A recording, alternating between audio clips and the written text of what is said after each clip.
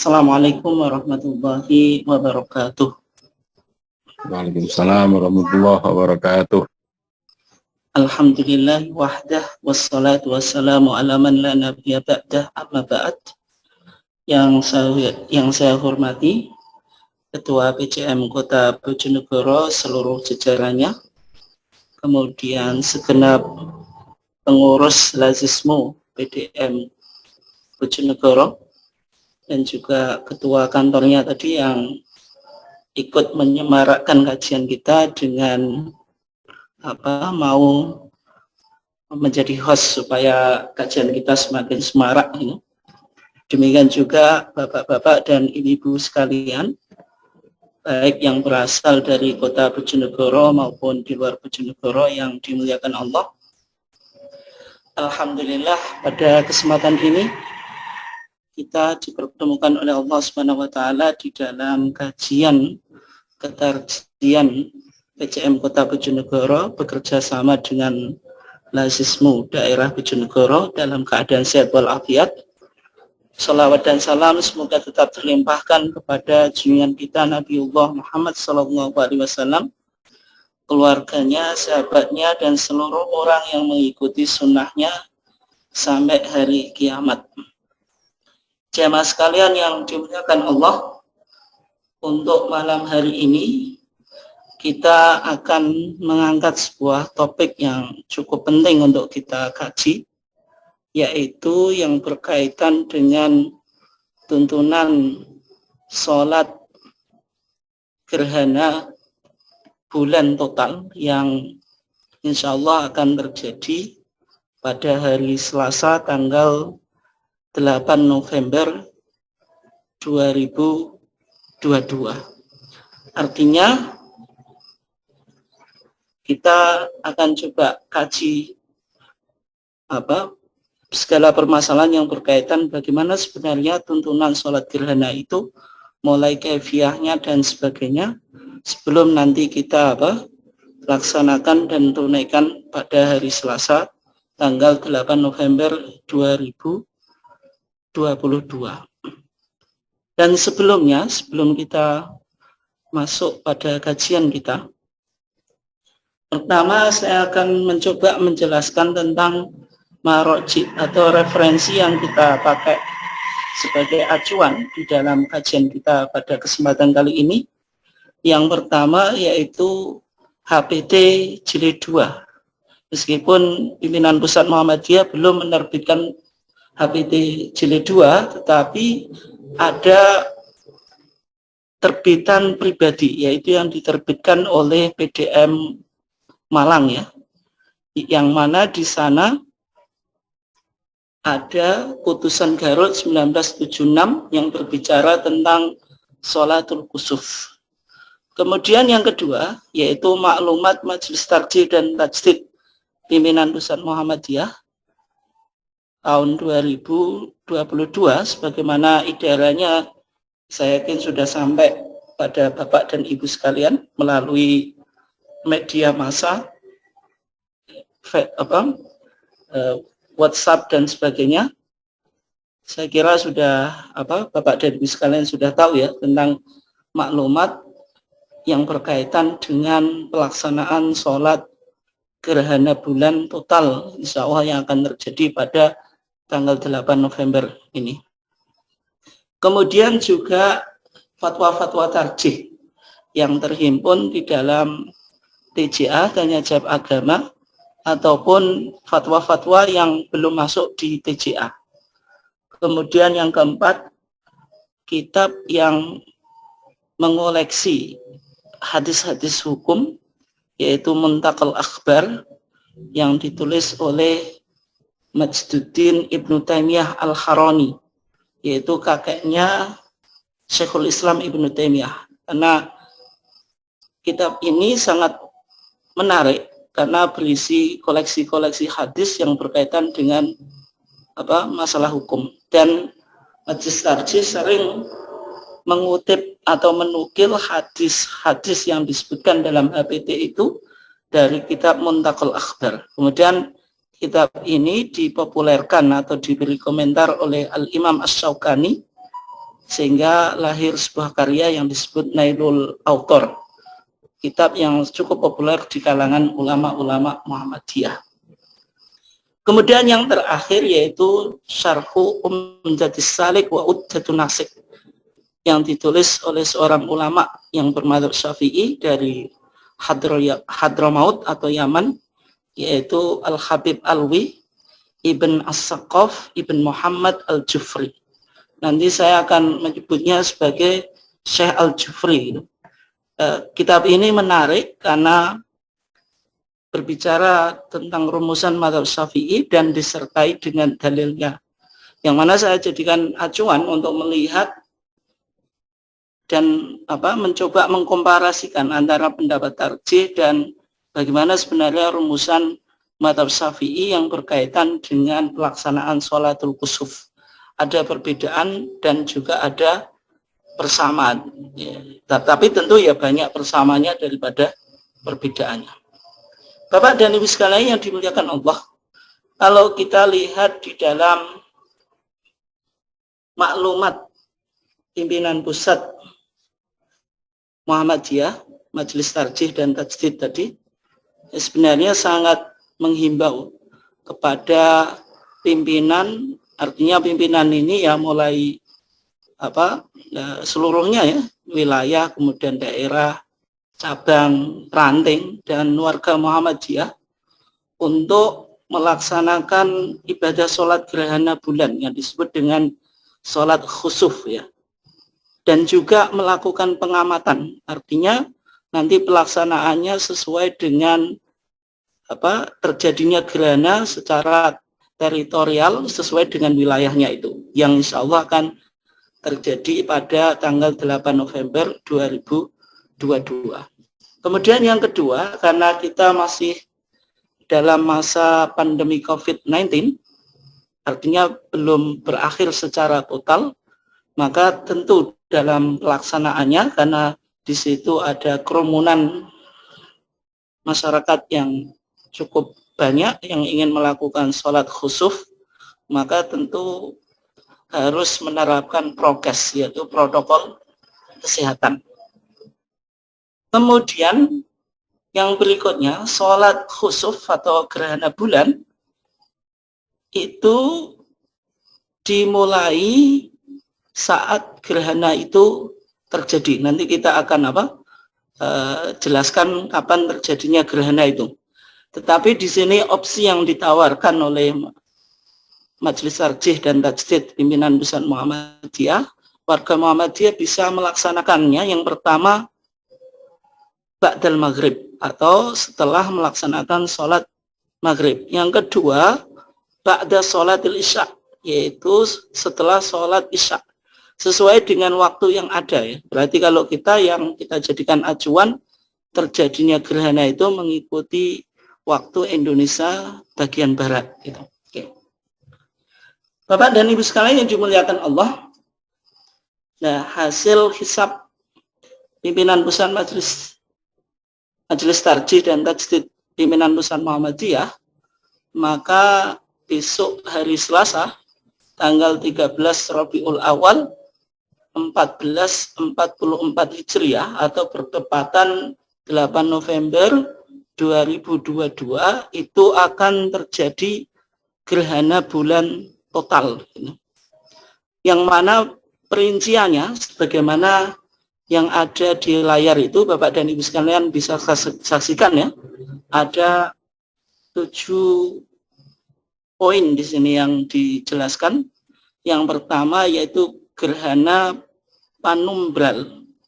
Sudah mulai pukul, kalau kita pakai WIB ya, berarti 15.02. Kemudian gerhana sebagian atau gerhana parsial itu sudah mulai terjadi pukul 16.09 WIB. Kemudian berikutnya gerhana total itu sudah mulai pukul 17.17 WIB. Kemudian puncak gerhana 17.59.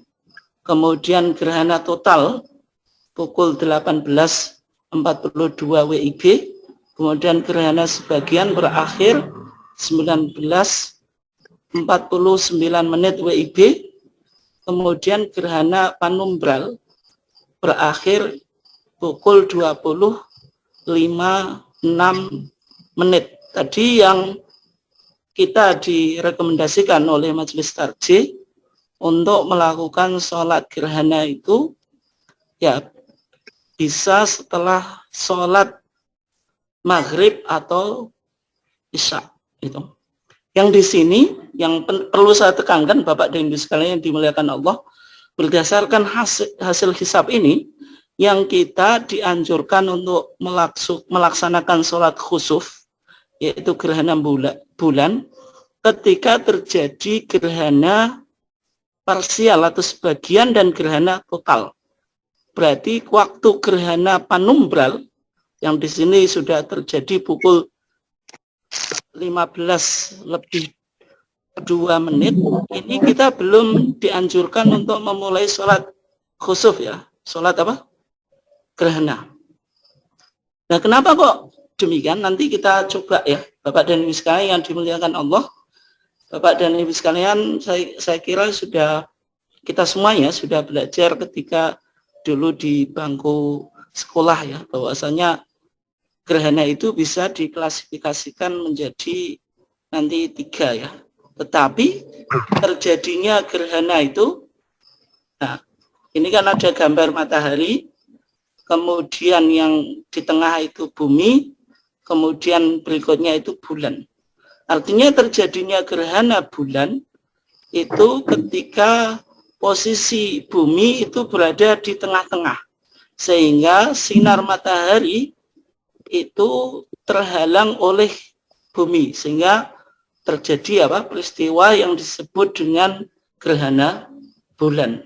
Dan gerhana bulan itu, Bapak dan Ibu sekalian, bisa diklasifikasikan menjadi 3. Yang pertama disebut gerhana bulan total ya. Gerhana bulan total itu terjadi ketika seluruh bayangan umbra bumi itu jatuh menutupi bulan, sehingga matahari, bumi, dan bulan itu berada di dalam satu garis yang sama ya. Kalau kita lihat dalam gambarnya ini kan matahari, kemudian di tengah itu ada bumi, kemudian berikutnya itu ada bulan. Nah, di sini umbra itu wilayah gelap yang inti dari bumi itu. Nah, artinya bulan itu tidak mendapatkan sinar sama sekali karena berada di dalam satu garis gitu. Nah, sedangkan panumbra itu wilayah gelap dari bumi ini, tapi dia sifatnya itu semu, atau orang Jawa menyebutnya mendrip-mendrip itu. Artinya bulan itu masih bersinar, tetapi masih mendapatkan sinar, tetapi sinarnya itu redup. Artinya sinarnya itu tidak kuat atau tidak terang itu. Nah, ketika terjadi gerhana bulan total itu artinya bulan ini tidak mendapatkan sinar sama sekali dari matahari karena tertutupi bumi ini, sehingga mengakibatkan apa yang disebut dengan gerhana total. Kemudian berikutnya yang kedua, gerhana bulan sebagian atau parsial. Ya, kalau kita lihat di sini kan umbra atau wilayah gelap bumi secara inti. Tetapi bulan itu posisinya masih dia tidak berada di satu garis persis ya, sehingga dia masih mendapatkan cahaya atau setengah di umbra, setengah di panumbra, sehingga tadi mengakibatkan terjadinya gerhana sebagian atau parsial. Dan di 2 jenis gerhana bulan ini kita yang disunahkan untuk melakukan sholat gerhana bulan. Berbeda dengan jenis gerhana bulan yang ketiga yang disebut dengan penumbra. Ada yang mengatakan penumbral pakai L ya. Kalau bahasa Inggris memang penumbral gitu. Gitu. Tapi di bahasa menjadi bahasa Indonesia sering disebut penumbra, L-nya hilang gitu. Tapi sebagian ejaan kita ada yang masih tetap memasukkan L-nya. Gerhana bulan penumbra itu terjadi ketika seluruh bagian bulan berada di bagian penumbra, sehingga bulan masih masih dapat terlihat, tetapi sinarnya bulan ini redup, tidak terang gitu. Atau orang Jawa menyebutnya mendrip-mendrip gitu. Jadi sinarnya tidak kuat tapi redup atau suram gitu. Nah, sehingga gerhana yang semacam ini, karena piringan bulan ini, bulan kan punya piringan Bapak dan Ibu sekalian, itu tidak orang Jawanya menyebutnya gripis, atau orang Jawa mengistilahkan dimakan protokolo, tapi itu mitos ya. Itu tentu nggak sesuai dengan keyakinan kita. Artinya bulan ini kan semakin berkurang. Tapi kalau gerhana bulan penumbra, itu piringan bulan masih utuh, hanya saja sinarnya itu redup ya. Sehingga kalau kita coba perhatikan Bapak dan Ibu sekalian, atau kita coba amati, kita mulai dari yang kiri, itu bulan purnama ya. Karena gerhana itu pasti terjadi setiap bulan purnama ya. Itu sinarnya sangat cerah atau sangat kuat ya. Kemudian kalau gerhana bulan penumbra, itu bulan itu tidak ada yang termakan gitu. Tetapi sinarnya itu redup. Ya, karena sinarnya redup dan terkadang kita nggak tahu ketika gerhana bulan penumbra itu ini terjadi gerhana atau tidak gitu. Secara kasat mata kita terkadang tidak bisa membedakan, sehingga kita tidak dianjurkan melakukan sholat khusuf, sholat gerhana bulan. Tapi berbeda dengan dua jenis gerhana yang berikutnya. Ini disebut gerhana bulan parsial. Parsial itu artinya setengah itu berada di wilayah penumbra, setengahnya itu di wilayah umbra, sehingga tadi setengah seolah-olah kehilang terlihat hilang, setengah masih utuh, sehingga tadi yang atas ini buram, yang bawah itu putih. Tapi kalau gerhana bulan total itu secara umum tadi matahari, kemudian bumi, kemudian bulan itu berada di dalam satu garis gitu. Sehingga tadi bulan tidak bulan itu sinarnya tidak kelihatan. Itu yang disebut gerhana bulan total. Oke. Bapak dan Ibu sekalian yang dimuliakan Allah. Jadi intinya dalam pandangan Islam dan juga sebagaimana yang dijelaskan dalam maklumat pimpinan pusat Muhammadiyah, bahwasanya kita melaksanakan sholat khusuf atau sholat gerhana itu ketika terjadi dua gerhana. Yang pertama gerhana bulan secara parsial, yang kedua gerhana bulan secara total. Adapun gerhana bulan penumbra atau penumbral itu kita tidak dianjurkan untuk melaksanakan sholat khusuf, karena cahaya atau sinar bulan itu sangat redup dan secara kasat mata kita tidak bisa membedakan apakah ini terjadi gerhana bulan atau tidak. Dan juga piringan bulan itu tidak ada bagian yang terpotong, kalau orang Jawa menyebutnya gripis atau apalah itu. Artinya bulan itu masih utuh gitu. Hanya saja tadi sinarnya redup atau sinarnya itu mendrip-mendrip. Sehingga pada saat terjadi gerhana bulan penumbral itu kita tidak dianjurkan untuk melaksanakan sholat khusuf. Yang kita dianjurkan untuk melaksanakan sholat khusuf yaitu ketika terjadi gerhana bulan total atau ketika terjadi gerhana bulan secara parsial. Bapak dan Ibu sekalian yang dimuliakan Allah, tadi kalau saya menyebut yang pertama ada al-khusuf dengan kaf, yang kedua al-khusuf dengan kha ya. Itu sebenarnya apa maknanya? Yang pertama, al-kusuf dengan kaf itu secara etimologi atau secara bahasa artinya at-taghyir ila sawat, sesuatu yang berubah menjadi hitam. Dan ini digunakan untuk menyebut gerhana matahari, karena ketika sinar matahari itu hilang maka akan menjadi gelap gitu. Itu secara etimologi. Tetapi kalau al-khusuf atau khusuf pakai kha, itu artinya an-nukson. Nukson itu apa? Kurang. Ya, kurang ini mungkin dihubungkan karena kalau dilihat, kalau kita melihat matahari itu kan karena cahayanya terlalu kuat, kita nggak kuat ya. Tapi kalau orang melihat bulan, karena cahayanya itu nggak begitu kuat, umum orang menikmati melihat bulan. Nah, sehingga tadi ketika terjadi gerhana bulan, itu bulannya seakan-akan tadi apa? Kurang, atau orang Jawa menyebutnya gripes, atau ada bagian piring bulan yang apa?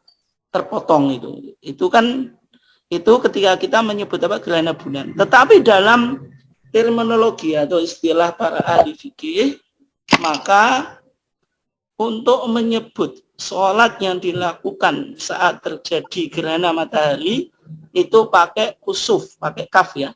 Tapi kalau gerhana bulan itu pakai kha, sehingga khusuf. Kusuf sama khusuf. Tapi kalau disebut sholat atau kusufain, sholat dua gerhana, berarti mencakup gerhana matahari dan gerhana bulan. Kemudian Bapak dan Ibu sekalian yang dimuliakan Allah, bagaimana hukumnya melaksanakan sholat gerhana?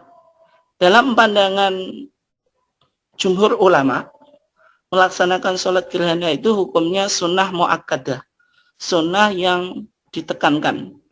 Dalilnya bisa kita temukan baik dalam Al-Quran maupun dalam hadis atau sunnah. Misalnya dalam Al-Quran, dalam surah Fusilat, dalam surah apa? Fusilat ayat 37, Allah Subhanahu wa taala berfirman, "Wa min ayatihil lailu wan nahar wasyamsu wal qamar." Dan di antara tanda-tanda kebesaran Allah itu malam, siang, wasyamsu wal qamar. Apa?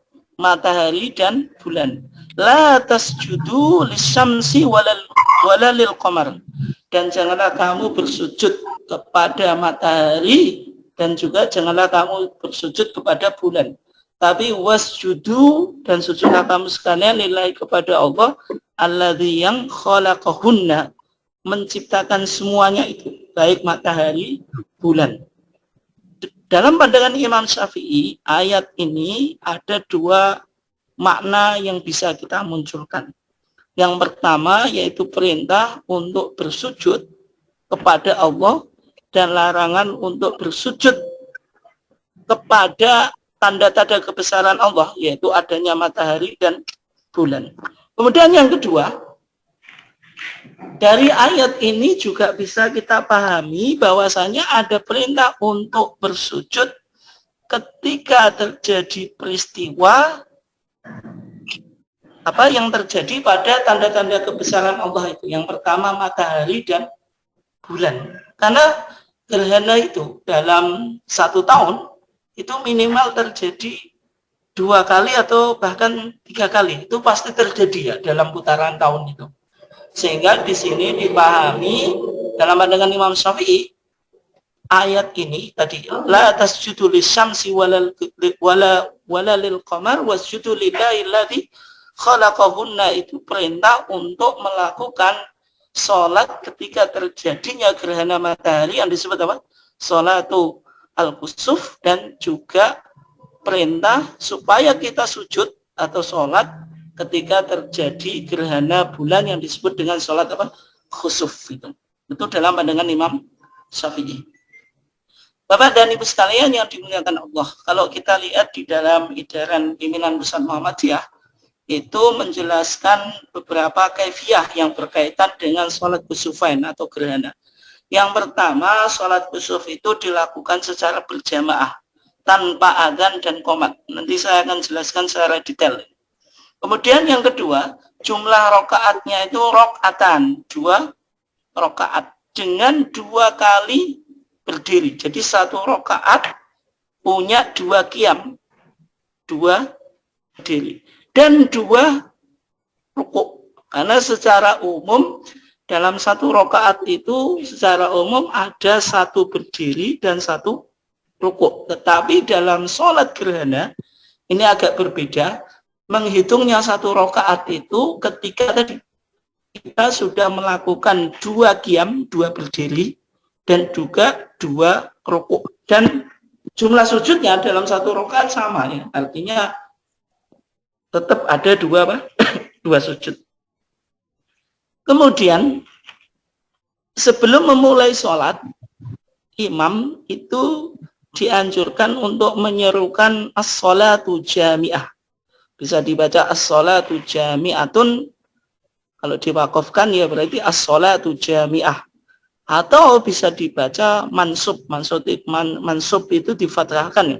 Bisa dibaca as-sholata jami'atan. Kalau diwakafkan ya berarti as-sholata jami'ah. Kemudian imam memimpin sholat dan bacaannya itu baik sholat gerhana bulan atau matahari itu semuanya jahron. Jadi membaca Al-Fatihah dan membaca surah di setiap kita berdiri, berarti 2 rakaat tadi. Kalau 1 rakaat ada 2 qiyam, kita akan membaca 4 kali Al-Fatihah dan 4 kali bacaan surat, itu semuanya jahron. Ini yang membedakan pendapat mazhab Syafi'i. Kenapa saya tadi memakai referensi mazhab Syafi'i? Karena dalam pandangan mazhab Syafi'i itu dibedakan. Kalau sholat gerhana matahari itu bacaannya siron, karena dianggap sholat yang dilakukan di waktu siang, dan sholat yang dilakukan di waktu siang itu secara umum bacaannya apa? Siron, yaitu pelan-pelan. Tapi kalau sholat gerhana bulan itu jahron, apa? Dibaca dengan keras, karena sholat gerhana bulan itu dilakukan pada waktu malam hari gitu. Karena malam hari ya berarti bacaannya apa? Jahron. Tapi dalam pandangan tarjih itu tidak dibedakan. Baik sholat apa? Gerhana matahari dan bulan semuanya jahron. Nanti kita lihat alasannya apa yang mendasari apa pandangan tarjih tersebut. Kemudian yang berikutnya kita disunahkan untuk melakukan khutbah. Khutbahnya berapa kali? Kalau dalam mazhab Syafi'i 2 kali. Karena dikiaskan dengan khutbah Jumat. Khutbah Jumat itu kan 2 kali. Artinya dipisah dengan duduk di antara 2 sujud. Tetapi dalam pandangan Muhammadiyah nanti sholat gerhana itu baik matahari atau bulan itu khutbahnya 1 kali. Tidak usah dipisah dengan duduk di antara 2 sujud sebagaimana yang dilakukan oleh warga Muhammadiyah ketika melakukan khutbah sholat apa? Idul Fitri. Itu kan 1 kali gitu. Dan nanti kita lihat alasannya apa. Oke. Bapak dan Ibu sekalian yang dimuliakan Allah. Yang pertama tadi sholat gerhana itu dianjurkan dalam pelaksanaannya itu jamaatan, secara apa? Jamaah. Kenapa kok secara jamaah? Karena ini Bapak dan Ibu sekalian catat ya, karena ini penting ya. Karena Nabi itu dalam masa hidupnya itu hanya sekali melakukan sholat gerhana. Dan itu ketika terjadi gerhana matahari atau tadi apa? Sholat kusuf dalam masa hidupnya gitu. Oke. Itu di dalam masa Nabi dan dilakukan oleh Nabi secara jamaah. Artinya Nabi tidak pernah melakukan secara infirad atau secara sendirian. Sehingga dalam pandangan ulama itu disunahkan untuk melakukannya secara jamaah. Meskipun apa yang dilakukan oleh Nabi secara berjamaah itu bukan berarti menafikan atau meniadakan apa?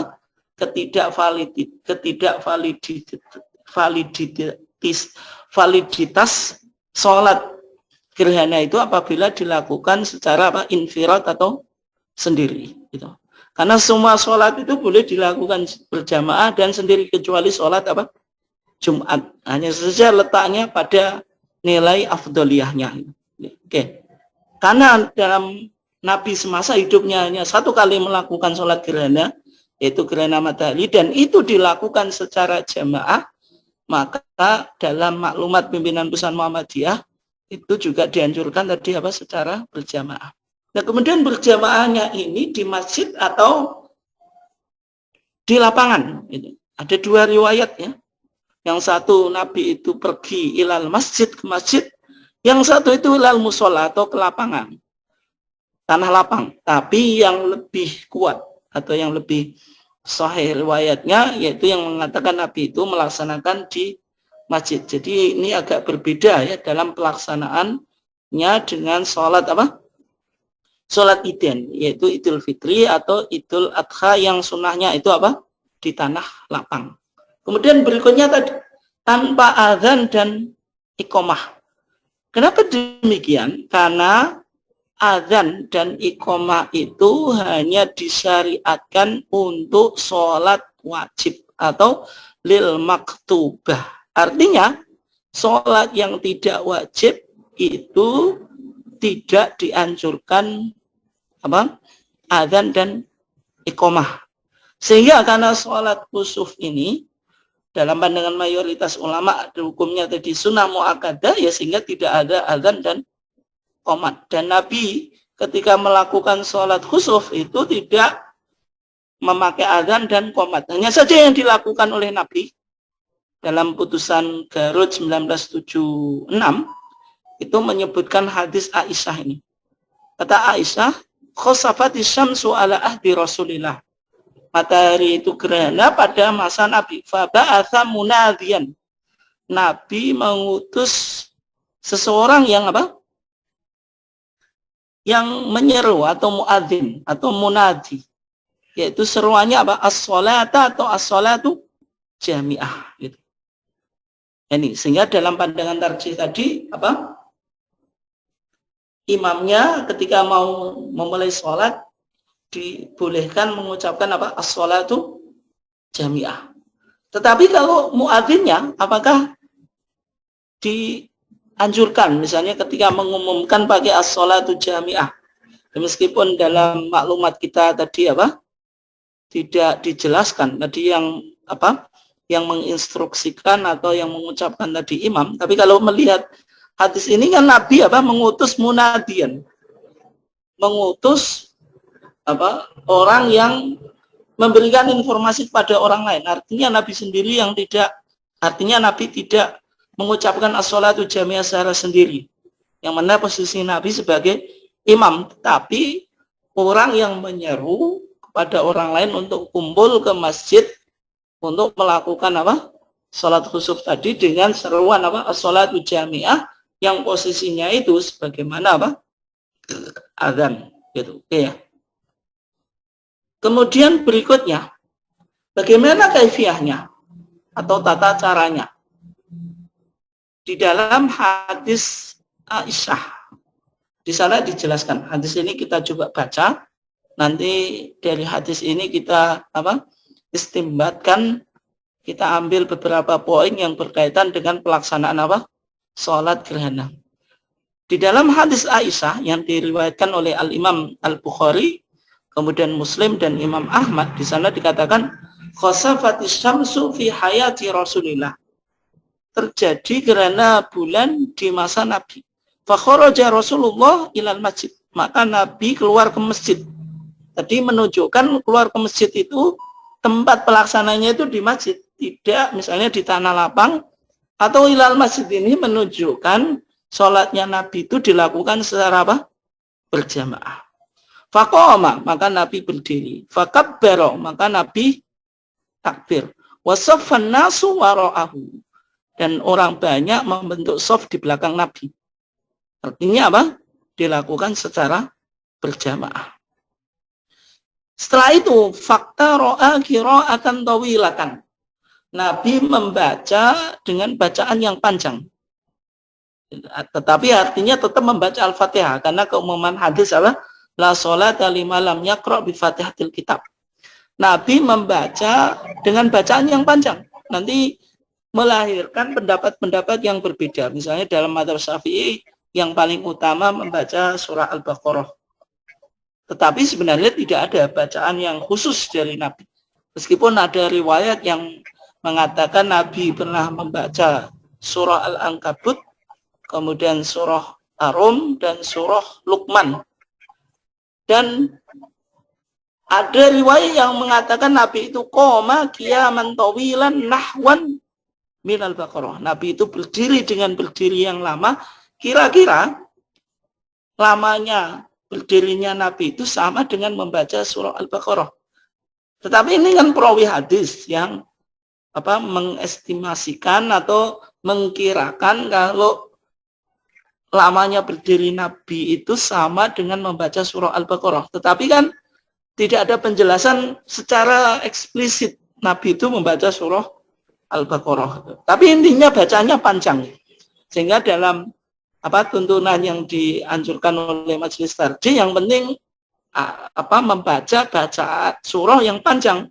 Surahnya itu apa ya terserah itu. Tsumma kabbara faraka'a ruku'an tawilan. Kemudian Nabi takbir. Ini takbir intiqal. Kemudian Nabi ruku' dengan ruku' yang panjang. Nah, ini yang membedakan Bapak dan Ibu sekalian. Artinya dalam sholat gerhana itu kita dianjurkan untuk ruku' yang panjang. Nah, bagaimana cara ruku' supaya kita panjang? Kalau misalnya jenengan bacaan rukuknya itu Subhanakallahumma rabbana wa bihamdika Allahumma gfirli, itu bisa diulang-ulang. Ya tentu yang anjurannya kan innallaha witrun yuhibbul witra. Cari yang bilangan ganjil, entah itu jumlahnya berapa, ngikuti imamnya ya.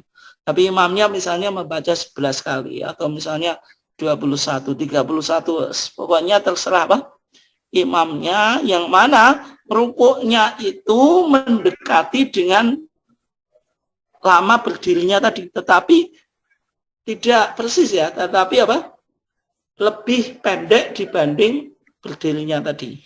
Artinya panjang, tapi jika dibanding berdirinya itu lebih panjang berdirinya.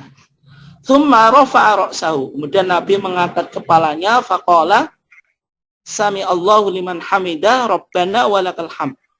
Kalau kita pahami dari hadis ini, berarti iktidalnya itu tidak panjang. Ya sebagaimana iktidal yang dilakukan ketika kita sholatnya. Tsumma qoma. Nah, ini yang perlu kita catat Bapak dan Ibu sekalian. Artinya Nabi kemudian bangkit. Dan setelah iktidal baca sami Allahu liman hamidah rabbana walakal hamdu kan seharusnya sujud. Tetapi yang dilakukan Nabi itu tsumma qoma. Nabi tetap berdiri. Tetapi berdirinya ini tidak pakai takbir intiqal ya. Artinya ya karena kita sudah berdiri ya berarti mencukupkan dengan sami Allahu liman hamidah. Tidak usah misalnya Allahu akbar lagi, tidak usah. Oke. Tadi Faktara'a qira'atan tawilatan hiya adna minal qira'ah al-ula. Kemudian Nabi membaca surah dengan bacaan yang cukup lama. Ya, tentu diawali dengan Al-Fatihah. Kemudian surah yang cukup panjang, tetapi panjangnya itu tidak lebih panjang daripada rakaat yang pertama tadi. Gitu. Atau pada berdiri yang pertama tadi. Artinya semakin semakin pendek. Tsumma kabbara. Kemudian Nabi bertakbir faraka'a ruku'an tawilan. Kemudian beliau juga ruku' dengan ruku' yang panjang, tetapi lebih pendek daripada ruku' yang pertama. Kemudian membaca sami Allahu liman hamidah rabbana walakal hamdu. Nah, baru setelah ini tsumma sajada. Kemudian Nabi sujud. Kemudian ya duduk di antara dua sujud. Kemudian sujud yang kedua kali. Yang menjadi pertanyaan Bapak dan Ibu sekalian yang dimuliakan Allah, kalau kita lihat di dalam instruksi atau maklumat pimpinan pusat Muhammadiyah itu tidak dijelaskan sujud ini panjang atau tidak gitu. Artinya yang di sana yang dipertegas itu rukuknya yang panjang. Sehingga dalam mazhab Syafi'i saja sendiri itu juga ada khilaf, yaitu tentang apa? Rukuk. Tentang apa sujud itu dipanjang lama atau tidak. Tetapi kalau kita mengacu pada hadis Aisyah, kata Aisyah ya, wala ma raqa'tu ruku'an qattu wala sajadtu sujudan qattu kana atwal minhu. Kata Aisyah, ketika mengikuti sholat gerhana matahari yang dilakukan oleh Nabi, kata Aisyah apa, memberikan testimoni, saya tidak pernah rukuk apapun dan juga tidak pernah sujud apapun yang lebih panjang daripada apa? Rukuk dan sujud yang dilakukan di sholat gerhana. Artinya kalau melihat keterangan hadis Aisyah, itu sujudnya juga apa? Panjang. Sehingga tadi anjurannya ya panjang. Meskipun dalam maklumat Majelis Tarjih Pimpinan Pusat Muhammadiyah tidak dijelaskan apakah sujud ini panjang atau tidak. Yang dipertegas hanya rukuknya apa? Panjang. Dan di rakaat kedua juga sama ya, sebagaimana yang dilakukan di rakaat pertama tadi. Artinya satu rakaat itu punya dua berdiri dan punya dua rukuk dan dua sujud. Nah, rakaat yang kedua juga sama. Suman sorofa, kemudian selesai waqad tajallatis syamsu, kemudian matahari itu apa? Sudah kembali, artinya apa? Gerhana itu sudah selesai. Ketika itu Nabi melakukan khutbah dan Nabi mengatakan inna syamsa wal qamara ayatani min ayatillah. Sesungguhnya matahari dan bulan itu dua tanda dari tanda-tanda kebesaran Allah. La yankhasifani limauti ahadin. Keduanya itu tidak terjadi karena kematian seseorang wala li hayatihi. Ini menarik Bapak dan Ibu sekalian yang dimuliakan Allah. Kenapa Nabi itu menjelaskan tentang peristiwa gerhana dan matahari itu dihubungkan dengan kematian seseorang. Karena ketika itu bangsa jahiliyah meyakini bahwasanya terjadi gerhana di masa Nabi itu karena kematian putranya Nabi, yaitu Ibrahim. Ibrahim, anaknya Nabi, itu kebetulan meninggal pada saat terjadinya gerhana matahari. Sehingga bangsa jahiliyah dan juga para sahabat itu mempunyai mitos atau keyakinan bahwasanya ketika terjadi gerhana itu dihubungkan dengan peristiwa yang besar.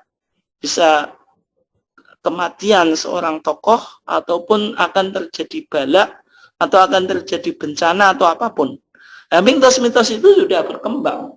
Sehingga juga di mitos Jawa itu dihubungkan kalau gerhana itu akan terjadi bencana atau apapun lah. Itu sebenarnya sudah muncul. Sehingga Nabi apa? Mengklarifikasi bahwasanya matahari dan bulan itu dua tanda kebesaran Allah, tidak bisa dihubungkan dengan kematian seseorang, maksudnya kematian anak beliau yaitu Ibrahim, walali hayati, dan demikian juga kehidupan seseorang. Kemudian Nabi mempertegas apa? Fa idza ra'aitum dzalika fadhkurullah. Kalau engkau melihat baik gerhana bulan atau matahari, maka ingatlah kepada Allah. Oke.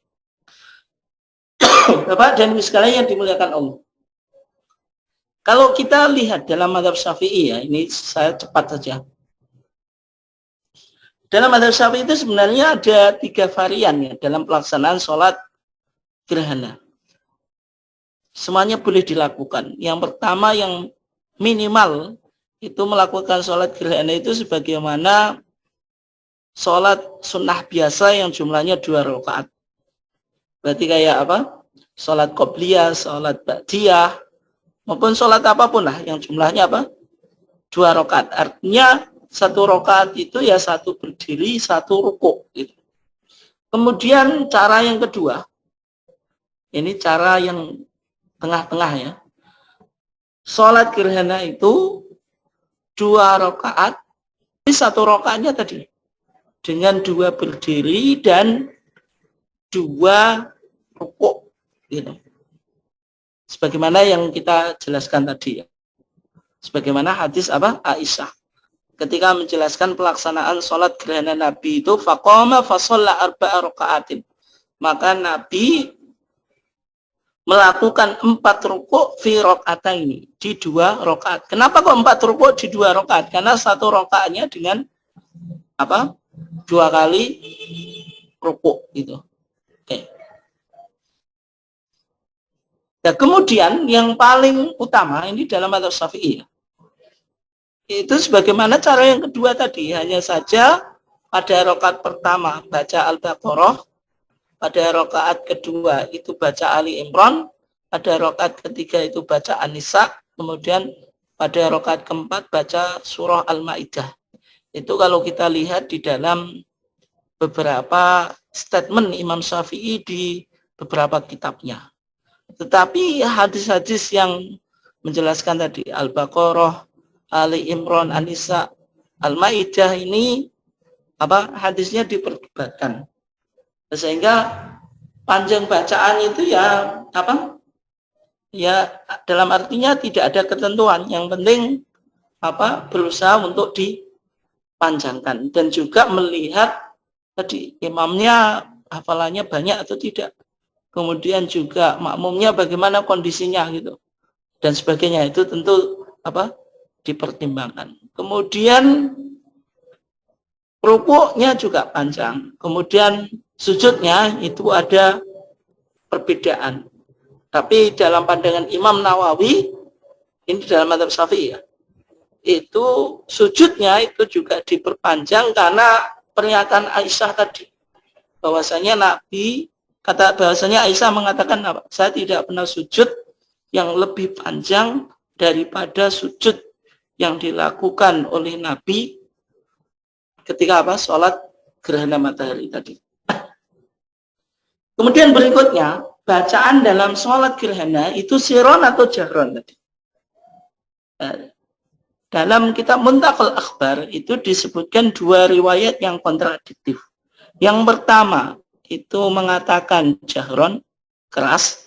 Yang kedua itu siron. Yang jahron itu hadis Aisyah.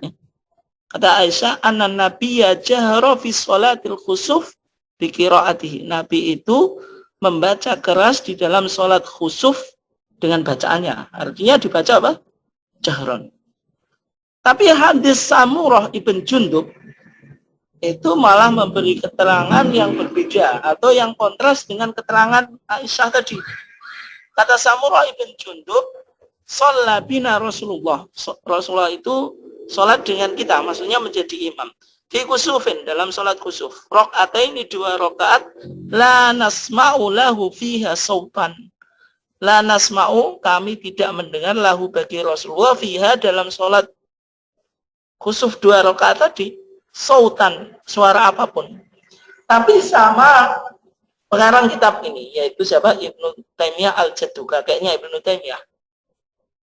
Apa yang dikatakan Samurah ibn Jundub tadi dipahami, wa hadza yahtamil annahu lam yasma'hu li bu'dihi.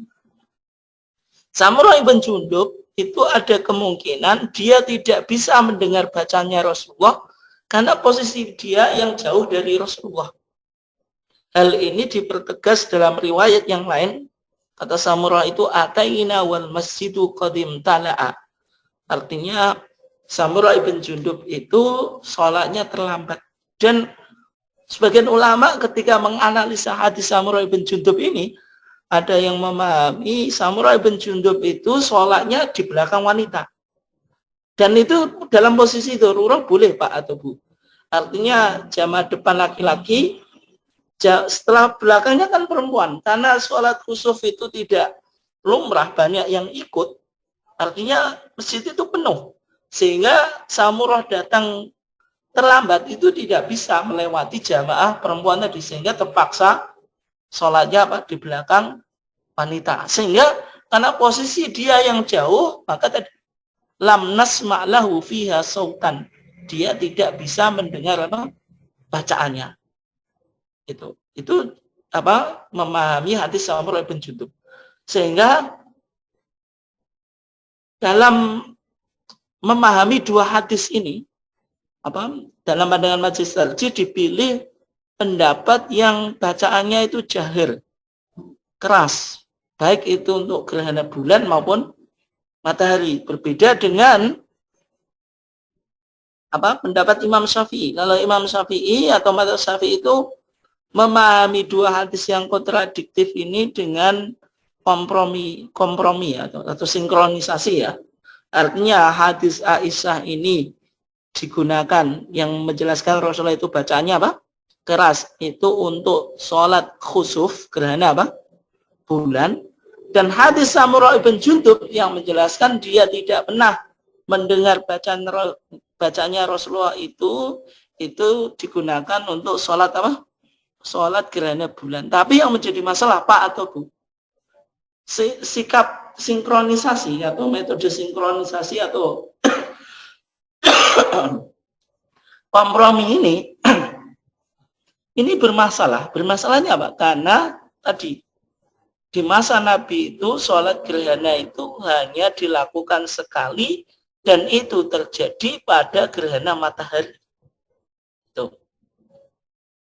Dan dalam mazhab Syafi'i tadi dikatakan gerhana matahari bacaannya pelan.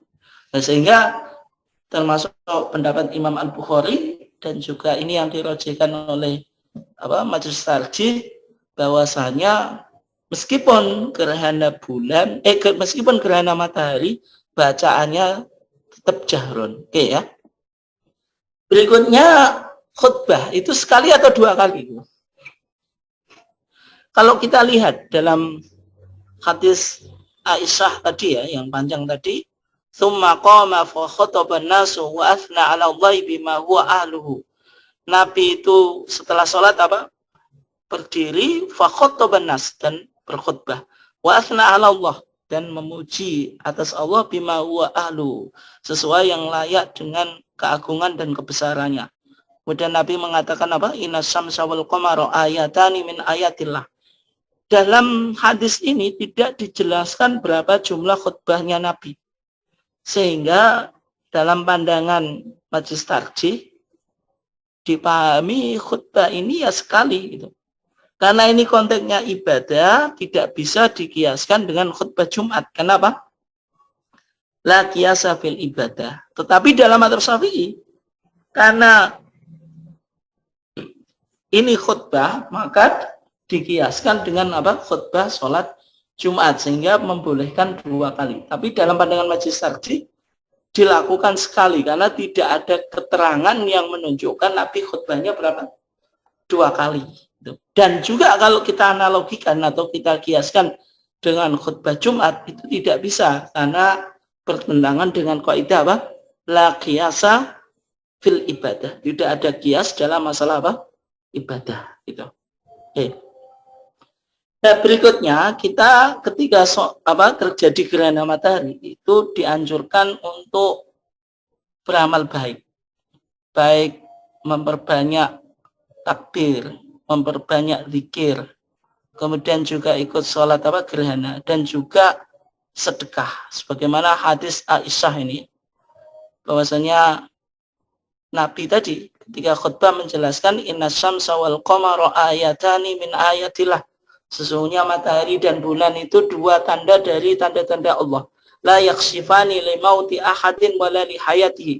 Yang keduanya tidak terjadi gerhana karena kematian seseorang maupun lahirnya seseorang. Nabi kemudian mengatakan fa idza ra'aitum dzalika fatullah. Kalau engkau melihat baik gerhana matahari atau bulan, maka berdoalah kamu kepada Allah. Wa kabbiru, dan bacalah takbir, wa tasaddaqu, dan bersedekah. Ini sedekah macam-macam Pak atau Bu ya. Mungkin juga bisa memberikan nasi bungkus, memberikan snack kepada misalnya jamaah yang ikut sholat kusuf. Itu kan juga bentuk sedekah. Itu juga bisa dilakukan. Kemudian wasol, dan dalam hadis riwayat Abi Musa itu disuruh fafza'u ila dzikrillahi wa du'ai wastighfari. Juga disuruh untuk segera mengingat Allah, berdoa kepada Allah, dan mohon ampun.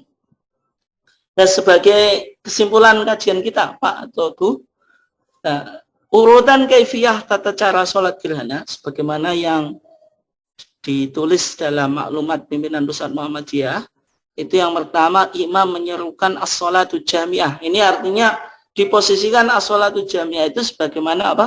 Qomat. Tapi kalau misalnya orang yang mengajak atau muadzinnya yang mengajak tadi mengumpulkan orang itu membaca as-sholatu jamiah juga boleh-boleh saja, karena tadi tidak ada adzan dan qomat. Karena tidak ada dan adzan dan qomat di sini, maksudnya ketika imam mengucapkan as-sholatu jami'ah itu menunjukkan mau sholat itu mau dimulai. Kemudian yang kedua takbiratul ihram, ya sebagaimana sholat biasa. Kemudian membaca doa iftitah, ini bisa memakai salah satu dari 3 bacaan doa iftitah yang sudah ditarjihkan di HPT kita, HPT jilid 1 maupun 3, misalnya Allahumma ba'id wajahtu atau Allahu Akbar kabir. Kemudian membaca ta'awud, a'udzubillahi minasyaitonirrajim atau a'udzubillahi samiil alim minasyaitonirrajim. Kemudian apa? Membaca surah Al-Fatihah dan surat panjang dengan jahron. Surat panjang ini ya tergantung imamnya gitu. Tapi artinya ya diusahakan dipilih yang dianggap panjang gitu. Dan juga melihat kondisi apa? Jamaahnya gitu. Kemudian bacanya jahron gitu. Nah, kalau tanggal 8 November ini kan sholat gerhana bulan, artinya tidak ada perbedaan antara Muhammadiyah dengan Madzhab Syafi'i atau mayoritas masyarakat, karena dalam pandangan Muhammadiyah ya jahron, karena baik gerhana matahari atau bulan ya semuanya jahron. Dalam Madzhab Syafi'i kalau gerhana bulan itu jahron karena sholat malam, karena kita akan melaksanakan apa gerhana bulan ya berarti secara umum tidak ada perbedaan yang untuk tanggal 8 November. Kemudian rukuk dengan membaca tasbih yang lama, misalnya bisa jadi subhanakallahumma rabbana wa bihamdika allahumma ighfirli, itu diulang-ulang, atau bisa subhana rabbiyal azim, tidak hanya dibaca 3 kali, kalau biasanya kan 3 kali, itu bisa apa diperpanjang gitu atau diperbanyak ya sesuai imamnya tadi. Tapi patokannya tadi tasbihnya di rukuk ini tidak melebihi berdirinya tadi. Kemudian bangkit dari rukuk dengan membaca sami Allahu liman hamidah. Ini untuk apa? Makmum sami Allahu liman hamidah untuk imam. Kemudian imam dan makmum membaca Rabbana walakal hamdu. Bisa Rabbana walakal hamdu atau Rabbana lakal hamdu, atau bisa dibaca ditambah Allahumma Rabbana walakal hamdu atau Allahumma Rabbana lakal hamdu. Kalau diteruskan ya juga bisa gitu. Tapi tidak panjang ya detailnya. Kemudian berdiri tegak lalu membaca Al-Fatihah dan surah panjang tetapi lebih pendek daripada yang pertama gitu. Artinya tadi berdiri tegak, dia kan seharusnya sujud. Tapi karena satu rakaatnya itu punya 2 rukuk, ya berarti apa tidak sujud. Tapi apa? Membaca Al-Fatihah, surat yang panjang tetapi tidak lebih panjang daripada rakaat atau rakaat yang pertama tadi. Kemudian rukuk sambil membaca tasbih lama tetapi lebih singkat daripada tasbih yang dibaca di rukuk yang pertama tadi. Kemudian bangkit dari rukuk dengan membaca sami Allahu liman hamidah Rabbana lakal hamdu gitu. Jadi kalau makmum ya tidak usah ikut sami Allahu liman hamidah, tapi Rabbana lakal hamdu. Sujud, nah ini yang saya maksud tadi. Tidak dijelaskan sujudnya ini lama atau tidak. Tapi kalau kita mengacu hadis Aisyah tadi kan apa wa ma sajadtu qattu sujudan atwal minhu. Saya tidak pernah sujud sama sekali yang lebih panjang daripada sujud yang dilakukan di sholat apa? Gerhana. Artinya sujudnya juga apa? Diperpanjang. Kemudian duduk di antara 2 sujud. Ini tidak ada keterangan sehingga sebagian ulama mengatakan dipanjangkan, sebagian tidak, karena tidak ada hadis yang secara khusus mempertegas. Kemudian sujud yang kedua. Kemudian bangkit dari sujud, berdiri tegak mengerjakan rakaat kedua sebagaimana yang kita lakukan pada rakaat yang pertama, yaitu tetapi tentu tanpa membaca doa iftitah, karena doa iftitah itu hanya kita baca di rakaat yang pertama. Rakaat setelahnya tidak ada bacaan Al-Fatihah. Tapi kalau ta'awud, nah itu dalam HPT kita dianjurkan kita melakukan ta'awud itu fi kulli rakaatin, di setiap rakaat. Karena ta'awud itu lil qiraah, untuk membaca Quran. Karena di setiap rakaat itu ada bacaan Qurannya, yaitu Al-Fatihah dan surah. Maka ta'awudnya itu di setiap rakaat sebelum kita membaca Al-Fatihah. Jadi sebelum bismillah. Kemudian salam, dan setelah salam apa? Imam atau khotib menyampaikan khutbah. Khutbahnya itu sekali, berbeda dengan mazhab Syafi'i yang 2 kali. Kemudian imam dianjurkan untuk tadi memberikan nasihat yang berkaitan tadi bahwasanya peristiwa gerhana dan gerhana itu dihubungkan dengan tanda kebesaran Allah, bukan adanya mitos-mitos yang berkembang di masyarakat. Kemudian memperbanyak istighfar, sedekah, dan semua amal-amal kebaikan. Mungkin demikian Bapak dan Ibu sekalian kajian kita, dan silakan nanti kalau ada yang ingin dipertajam atau ditanyakan, dan saya kembalikan kepada host kita Pak Rudi. Monggo Pak Rudi.